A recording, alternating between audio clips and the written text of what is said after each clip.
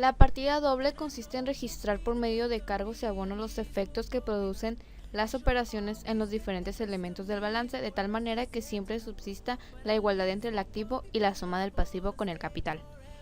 En cada operación se efectúa y los elementos del balance varían, pero subsiste la igualdad numérica entre el activo y la suma del pasivo con el capital. La naturaleza de las cuentas se divide en dos, que es naturaleza deudora, que son las cuentas que aumentan con los cargos y disminuyen con los abonos, que son las cuentas de los activos, y la naturaleza acreedora, que son las cuentas que aumentan con los abonos y disminuyen con los cargos, que estas son las cuentas de los pasivos. Registro de operaciones en diario y mayor. Toda cuenta del activo debe empezar con un cargo, es decir, con una anotación en el debe. Toda cuenta del pasivo debe comenzar con un abono, o sea, con una anotación en el haber. La cuenta del capital debe empezar con un abono, es decir, con la anotación en el haber. Como las cuentas del activo empiezan con un cargo, es natural que para aumentar su sueldo se deben cargar. En cambio, para disminuir su saldo se deben abonar. La balanza de comprobación es el documento contable que se elabora al término de cada periodo de operaciones, comúnmente cada mes, con la finalidad de comprobar que en el registro de todas las operaciones practicadas se respetó la técnica de la partida doble. Este documento se integra con los siguientes datos: nombre de la entidad, indicación de ser balanza de comprobación, folios de las cuentas de mayor, nombre de las cuentas de mayor, movimiento deudor y acreedor de las cuentas, saldo deudor y acreedor de las cuentas.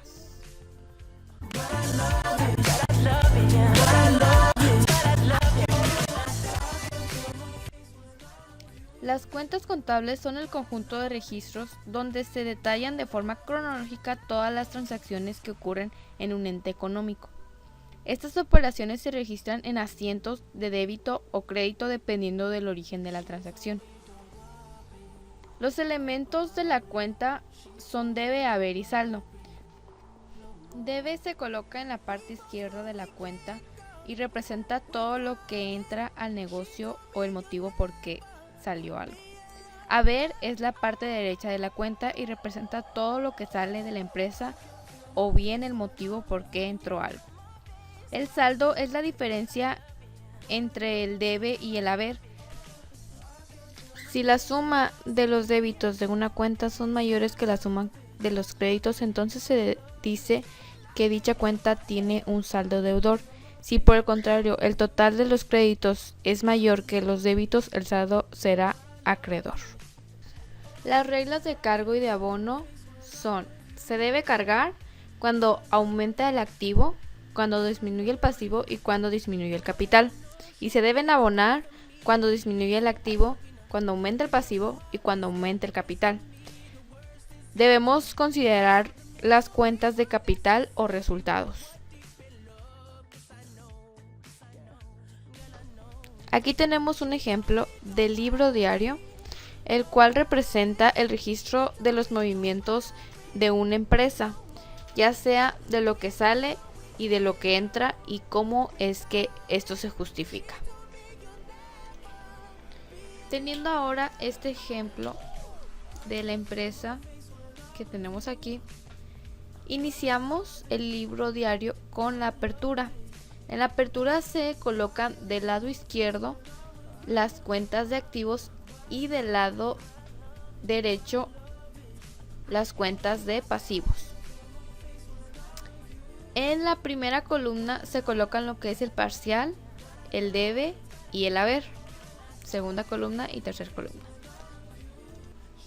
El capital contable siempre se pone al final de todas las cuentas. Y se inician las operaciones con apertura a partir de una fecha. Colocamos la primera operación y al final de la operación o de las cuentas de la operación se coloca lo que es la descripción del asiento. En este caso, el número 1 nos indica que en mercancías estamos cargando 10,000 pesos y en bancos y proveedores 5,000 a cada uno. Aquí es donde se aplica la regla de la partida doble. Para seguir con este ejemplo, podemos notar que tenemos más operaciones y de igual forma se van haciendo las cuentas conforme a lo que se nos va indicando en las operaciones. Los parciales se colocan si las hay y si no, pues se omiten.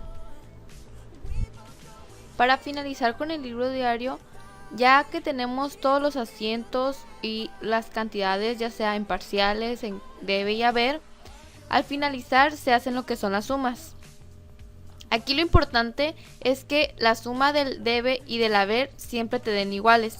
Si no es así, es que algo tenemos mal y tenemos que verificar y checar con los asientos, o ya sea que hayamos ingresado un dato mal. Para realizar este esquema de mayor, se va a tomar en cuenta el libro diario explicado anteriormente. El esquema de mayor se forma por cuentas T y se colocan en cada una de ellas una cuenta. Ya sea, primero se colocan las cuentas de activos y las de pasivos. En las cuentas de activos son saldo deudores y la suma mayor se hace del lado izquierdo. Y en las cuentas de pasivos su saldo es acreedor y la suma se hace del lado derecho. Bueno, primeramente se coloca lo que es la apertura, en este caso en activos del lado izquierdo y en pasivos del lado derecho. Para hacer la suma, aquí en este caso solamente tenemos apertura y una operación, entonces se hace la suma directamente.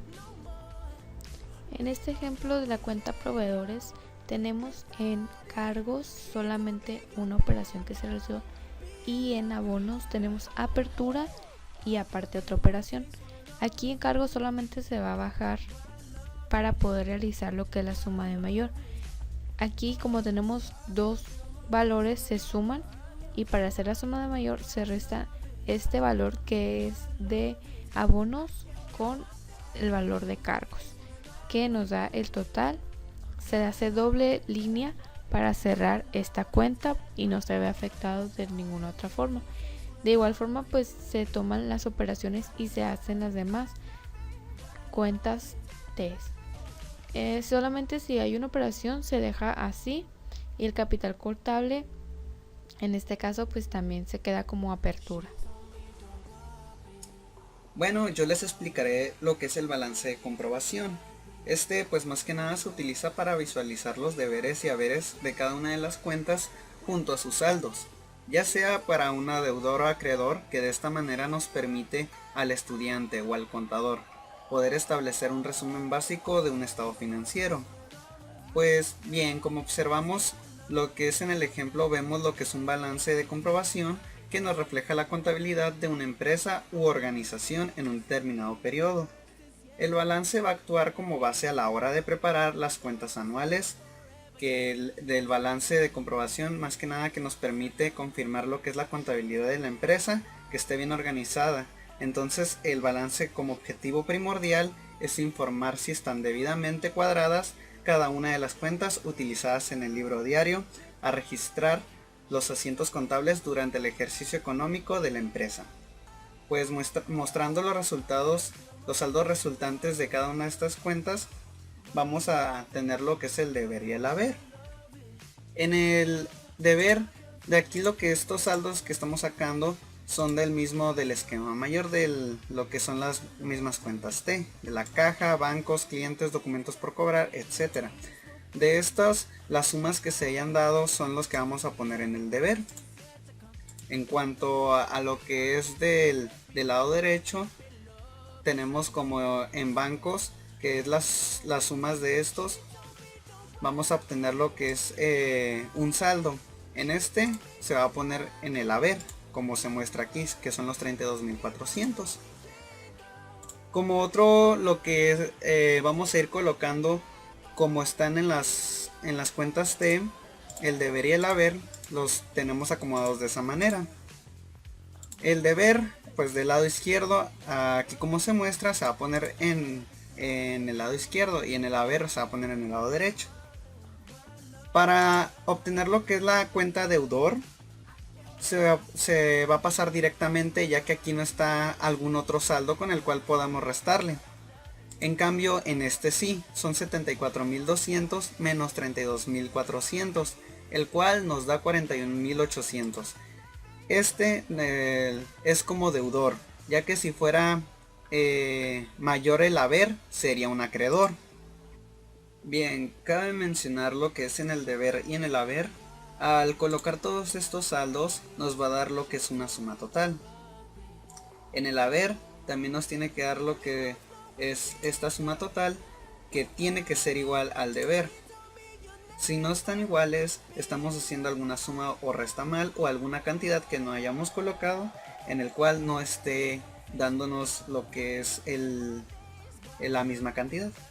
En cuanto a deudor es lo mismo. La suma de lo que tengamos nos tiene que dar estas cantidades y tienen que ser exactamente iguales. Bueno, pues ya como concluyendo esto, el balance de comprobación representa lo que son sumas del deber y del haber del libro a diario. Estas, las cuales tienen que ser equivalentes a sumas del deber y del haber del libro mayor, es decir, mediante un balance de comprobación que se comprueba o verifica si los importes de ambos libros coinciden correctamente. Este hecho indica que por cada cargo existe una cantidad igual de abono.